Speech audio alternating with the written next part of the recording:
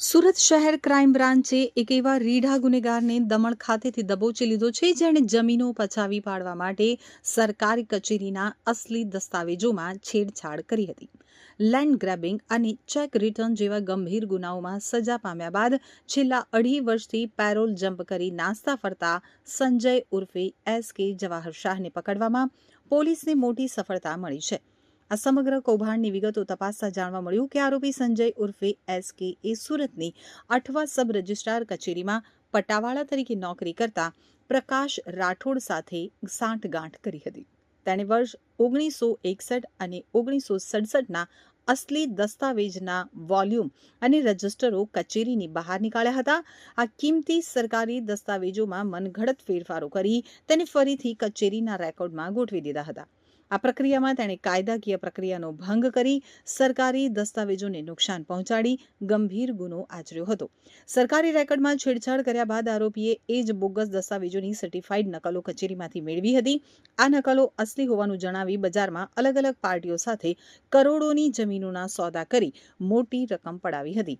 વર્ષ 2022માં સમગ્ર કૌભાંડ બહાર આવતા અઠવા લાઇન્સ પોલીસ મથકે ગુનો નોંધાયો હતો, જેની તપાસ બાદ ક્રાઇમ બ્રાન્ચને સોંપાઈ હતી. તો આરોપીએ આ રીતે અનેક નિર્દોષ લોકો સાથે છેતરપિંડી કરી હતી. સરકારી મિલકતો તેમજ ખાનગી જમીનો ઉપર ગેરકાયદેસર કબજો જમાવ્યો હતો.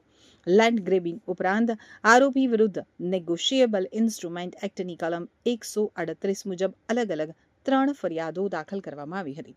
આ કેસમાં સુરતની 22મી એડિશનલ સિનિયર સિવિલ જજ કોર્ટે ગત 7/7/2022ના રોજ આરોપીને દોષિત ઠેરવી 7 લાખ રૂપિયાનો મોટો દંડ ફટકાર્યો હતો. જો દંડ ન ભરે તો 1 વર્ષ અને 2 મહિનાની જેલની સજા ભોગવવાનો હુકમ કર્યો હતો. જે કામે પાકા કામના કેદી તરીકે સંજય શાહ લાજપુર મધ્યસ્થ જેલ સુરત ખાતે સજા ભોગવી રહ્યો હતો. લાજપુર મધ્યસ્થ જેલમાં સજા કાપી રહેલા સંજય શાહે વર્ષ 2023માં પિતાની મિલકતની વારસાઈ કરાવવાના બહાને ગુજરાત હાઈકોર્ટમાં પેરોલ રજાની માંગણી કરી હતી.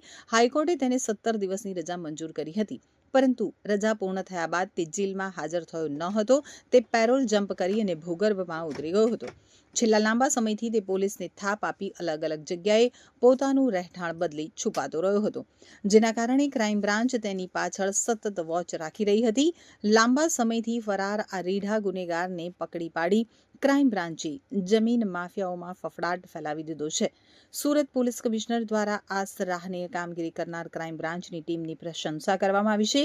આરોપીને હવે કોર્ટમાં રજૂ કરી ફરીથી લાજપુર જેલને હવાલે કરવામાં આવશે. તેના પેરોલ જમ્પ કરવા પાછળ તેને કોણે આશરો આપ્યો હતો તેની પણ ઝીણવટભરી તપાસ કરવામાં આવશે.